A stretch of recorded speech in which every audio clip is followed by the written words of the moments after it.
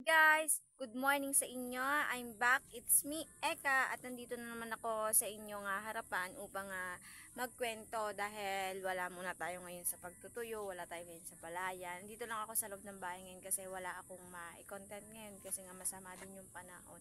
So ayan guys, nais ko lang ikwento sa inyo ang buhay ko dito sa probinsya namin. Sa totoo lang, ako ay nagpupursige akong tumulong sa mga magulang ko sa pamamaraan ng pagtulong sa kanila sa pagpapaupa ng mga palayan, sa mga paghuhuli, pag-i-spray, yung mga ganon. Kasi sa totoo lang guys, ako kasi hindi ako yung tipo ng mga ibang babae na kailangan mo mag-arte, ganon. Ang sa akin guys, okay lang kahit makita nyo ako dyan na amusin, okay lang kahit makita nyo ako dyan na losyanga, wala guys akong pakialam kasi ako, at least, kahit yung itsura ko ay ganito, at least yung itsura ko, ginagamit ko sa pang araw-araw na pagtulong sa mga magulang ko, hindi kung saan-saan lang. So, ayun guys, maikwento ko lang po sa inyo talaga ang buhay ko dito kasi matagal ko na tapos nang sabihin sa inyo, hindi ko lang maisimot sa mga vlog ko kasi nga nauunahan ako ng hiya. At totoo lang guys, ako ay nasa murang edad pa lang pero ako ay meron na akong isang anak at ako guys ay single mom. Hindi ko to ikahiya sa inyo kasi hindi naman masamang magsabi ng totoo. Totoo lang guys, ako ay nasa murang edad pa lang pero namulat agad ako sa ganitong realidad.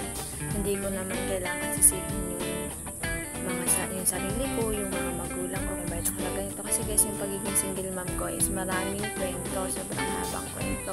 Hindi ko lang siya pwedeng sabihin sa inyo kasi nga sobrang bumabalik na sa akin yung mga alaala ngayon. Ako guys ay mahirap lang kami at andito ako ngayon. Nilalabanan ko yung hamon ng buhay pang araw-araw namin. Alam ko guys, tuwing may kwento ko yung mga ganitong bagay, hindi ko maiwasang hindi ako iiyak. Lalo meron akong anak. Tapos, ayun nga guys, ako kasi ay, di ba sabi ko nga sa inyo, single mom ako, nilalabanan ko yung mga pang-araw-araw na hamon ng buhay. Kasi guys, kung hindi ka lalaban at magpapa-apekto ka palagi sinasabi ng iba, sasabihin sila nila sa'yo na, ay, ang bata mo pa bakit nagkangdahan mo? Siguro pinabayaan ka ng mga magulang mo. At totoo lang guys, ito sinasabi ko sa inyo is talagang natatanggap ko itong mga salitang ito sa ibang tao. Pero alam niyo guys, ang ginagawa ko, hindi ako nagpapa-apekto. Kasi pag nagpa-apekto ako, parang dinown ko na din yung sarili ko. Ganito na lang yung ginagawa ko sila ng inspirasyon sa araw-araw ko, sa pang-araw-araw na yan yung mga nagsasabi sa akin ng mga ganyan. Siguro ito na yung way para mas lalong tumatag ako. Kasi guys, sa totoo lang, kahit single mom ako, ang mahalaga, kahit sa sobrang hirap ng buhay, pinili ko pa rin magpakain sa anak ko kaysa gayahin yung ibang kabataan na nagpapalaglag ng mga anak para lang sabihin dalaga. Ay ako kasi guys, at least sa hirap ng buhay, nagagawa ko pa rin ako ng aking anak. Halos lahat na nga pwedeng gawing trabaho sa palayan, sa kahit na ano, pinapasok ko guys kasi para din naman yun sa anak ko. Dahil sa totoo lang guys, 2 taon na lang papasok na yung anak ko, kaya napupursige ako nga magbenta ng mga tuyo na makiupa sa mga palayan. Ginagawa ko guys kasi gusto ko na yung mga hindi ko naranasan, gusto ko iparanas sa anak ko. Sobrang hirap ng buhay dito sa amin hindi ko na alam. Hindi ko alam kung ano ba dapat kong gawin. Pero nagpapasalamat pa rin ako sa mga taong naniniwala sa akin na kaya kong buhayin yung anak ko, kaya ko nga gawin ng lahat, mapabuti lang yung anak ko. Dahil guys, sa totoo lang, ito yung anak ko. Siya yung anak ko guys. Siya yung anak ko, 2 taon na siya. Tapos, 2 years na lang ay papasok na rin siya. Kaya, go lang ng go sa buhay. Kailangan ko talagang pasukin yung mga kailangan kong gawing trabaho para sa kanya. Dahil nga guys, diba nag-iisa nga ako. Dahil kung wala yung mga magulang ko, siguro hindi ko alam. Siguro hindi ko nagagawa ng mga bagay na to.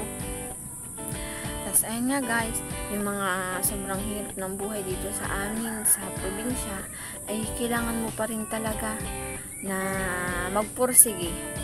Ayun nga guys, may kwento ko lamang sa inyo, ang pinakamalaking kita dito sa amin, ang pinakamalaking income ay ang paggawa ng tuyo, kapag maraming isda, tapos malakas din naman ang kita namin sa paghuhuli at pakikipag-spray ng palayan dahil sa isang alas 7 ng umaga hanggang alas 10 ng umaga ay ang kikitain mo na ay nasa 300 pesos. Yan.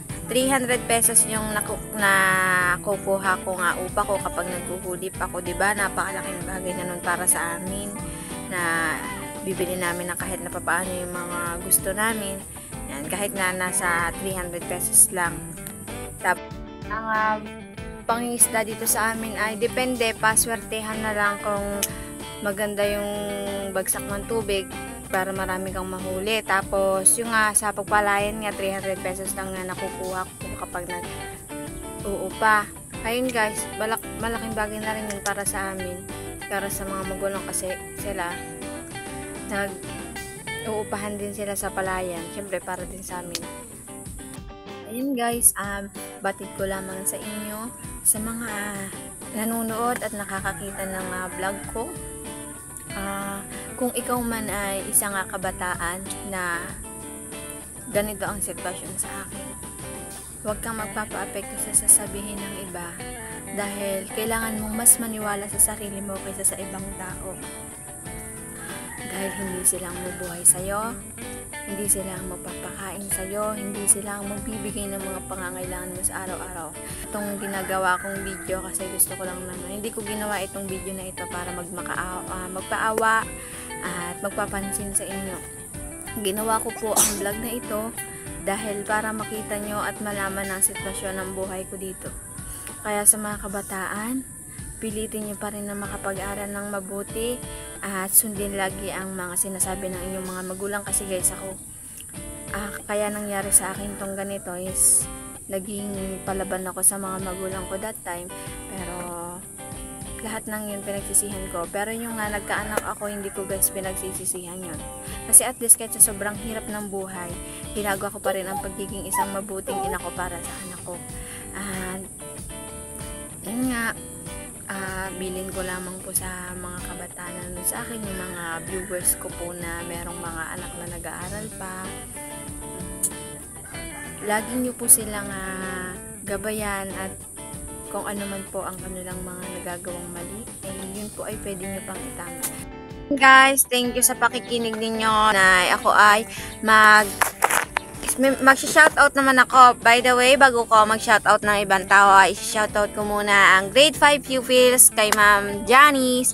At itong video ito ay ginawa ko para din ma-appreciate ako ng iba na kahit pala ganito kahirap yung buhay, ay kaya mo palang lumaban palagi.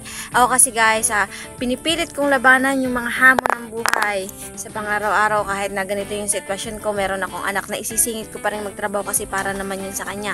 So ayan guys, shout out kay Sir Art Perea, kay Nanay Feli Humarang Perea, at kay Ma'am Sally Perea, kay Ma'am Ina Javier, kay Ma'am Rochelle Alagaw Javier, at kay Ma'am Sonia Kabuhay, Ma'am Hollet Di Guzman, at kay Ma'am Josefina Alatiit. Shout out po sa inyo mga solid subscriber ko. Mahal na mahal ko po kayong lahat. Sana po ay palagi nyo pa rin akong supportahan sa pang-araw-araw kong vlog. Kahit na nakikita nyo lang ako palagi sa palahin kasi yun naman talaga yung purpose ko, ang ipakita sa inyo at i-share sa inyo ang buhay ko dito sa Oriental Mindoro. Paano yan guys? Hanggang dito na lang. Salamat sa pakikinig at panonood. Bye bye!